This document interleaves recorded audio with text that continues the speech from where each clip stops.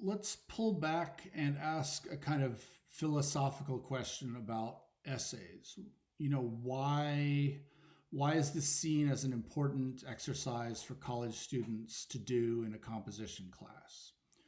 Well, you know,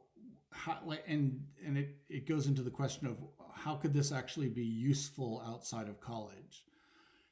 It is good to have this basic reflex down of, if you have a position on an issue, you should have some evidence for it, right?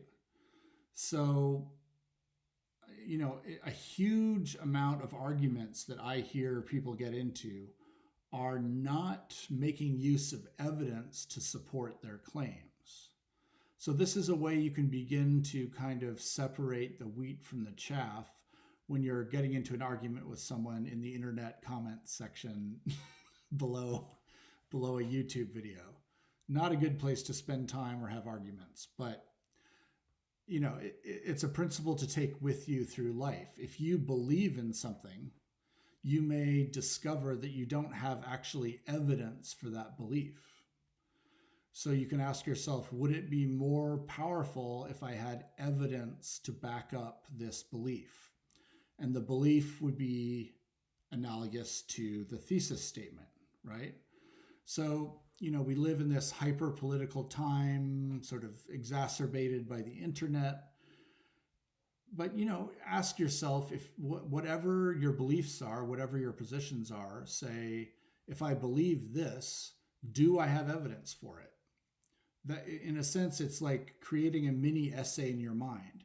If you have a thesis sentence, if you've taken a stand on something, do you actually have evidence, the paragraphs that come after the thesis sentence, to back it up? And, as you get in arguments with other people and have discussions and debates, these could even be polite arguments, not negative name-calling arguments.